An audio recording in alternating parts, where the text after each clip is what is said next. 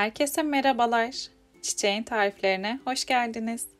Bugün sizlerle tam ölçülü, tam kıvamında nefis bir perde pilavı tarifi hazırlıyoruz. Perde pilavı tarifine geçmeden kanalıma abone olursanız çok sevinirim. Pilav için 1 su bardağı badem kullanacağız. Bademleri bir tabağa aldım ve 1 saat öncesinden sıcak su ile ıslatıyorum ve ardından kabuklarını soyup hazırlayacağım. Pilavın tavuğu için bir tane kalçalı but kullanıyorum. Onu tencerenin içerisine aldıktan sonra üzerinden 4'e böldüğüm bir soğanı ekliyorum. 1 çay kaşığı tane karabiber, 1 tatlı kaşığı tuz ve 3 su bardağı su ekliyorum. Kapağını kapatıp tavuğu haşlanmaya bırakıyorum. Tavuk kaynamaya başladıktan sonra yaklaşık 45 dakika kadar pişiriyorum. Sonrasında çatal ile kontrol ettiğimde tavuk eğer yumuşamışsa tamam demektir. Altını kapatıp kenara alıyoruz. Pilav için 1 su bardağı pirincin üzerinden 1 tatlı kaşığı tuz ekledim ve sıcak su ile ıslatıyorum yarım saat öncesinden. Pilav tenceresine 1 dolu yemek kaşığı tereyağını aldım ve iyice erittikten sonra yarım su bardağı kabukları soyulmuş badem ve 1 yemek kaşığı çam fıstığı ekleyip ikisini yaklaşık 5 dakika karıştırarak kavuruyorum. Tereyağı ile birlikte çok güzel bir şekilde kavruluyorlar. Bu arada nefis kokular çıkmaya başladı. Ara ara karıştırarak tamam 5 dakika kavurdum. Şimdi içerisine süzdüğüm pirinci ekliyorum. Ve pirinç ile birlikte bir 5 dakika daha güzelce kavuracağız.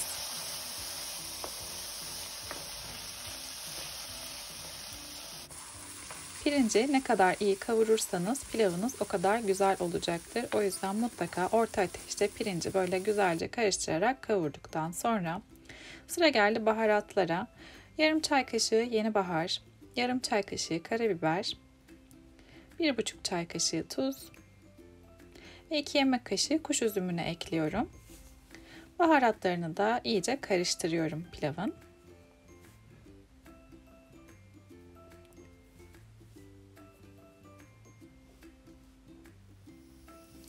Haşladığımız tavuğun suyunu gördüğünüz gibi hazırladım. Şimdi 2 su bardağı tavuk suyunu pilavın üzerinden ekliyorum. Perde pilavını şöyle bir karıştırıyorum. Ve kapağını kapatıp pişmeye bırakacağım. Kaynadıktan sonra 5 dakika yüksek ateşte pişiriyorum ve daha sonra altını kısıp suyunu çekinceye kadar pişirdim pilavı. Gördüğünüz gibi perde pilavının artık hiç suyu kalmadı. Haşlayıp hazırlamış olduğum tavuğu didikledim ve pilavın üzerinden ekliyorum. Ve pilavla tavuğu güzelce karıştırıyorum. Hazırladığımız bu perde pilavının bu hali bile gerçekten inanılmaz lezzetli oluyor. Tek başına bu şekilde de tavuklu pirinç pilavını afiyetle yiyebilirsiniz. Şimdi sıra geldi perde pilavının hamurunu hazırlamaya. Bunun için 1 tatlı kaşığı elma sirkesi, 1 yumurta, 1,5 yemek kaşığı yoğurt, 2 yemek kaşığı zeytinyağı,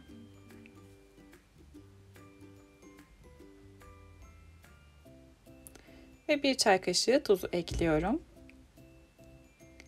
Malzemelerin hepsini pürsüz bir kıvam alıncaya kadar çırpıyorum. Ardından yavaş yavaş unu ilave ederek hamuru hazırlamaya başlıyorum. Kullandığınız un miktarına göre değişebilir fakat ben kullandığım miktarı söyleyeyim.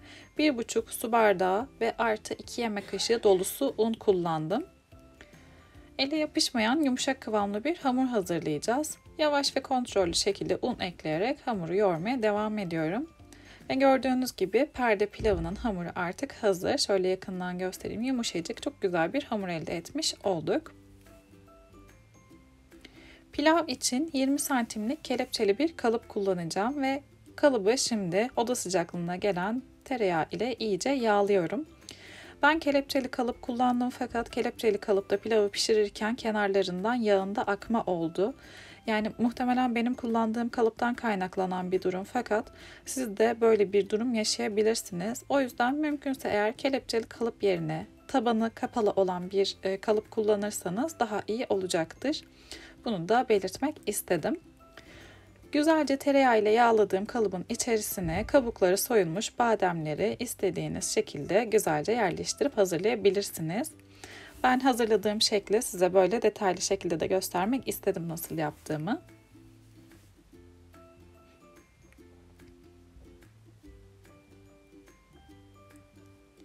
Bademleri dizimi tamamladıktan sonra kalıbı buzdolabına kaldırıyoruz. Oda sıcaklığında tereyağı eritip bademlerin şekli bozulmasın diye biz hamuru hazırlayıncaya kadar buzdolabında dinlenecek. Perde pilavının hamurunu şimdi tezgaha aldım ve yaklaşık 1/3'ünü kenara ayırıyorum. Onu taban için kullanacağız. 2/3'ünü de altına sereceğiz. Şimdi ilk parçayı hemen kalıbın büyüklüğüne göre açarak hazırlıyorum. Kullandığım kelepçeli kalıp 20 santimlik demiştim. Kenar yükseklikleri de yaklaşık 7,5 santim olduğu için ben yaklaşık 28 santim çapında bir hamur hazırladım. Gördüğünüz şekilde açarak büyüttüm. Şimdi hemen kalıbın içerisine yerleştireceğiz hamuru. Öncelikle kalıbın üstünden böyle yerleştiriyorum.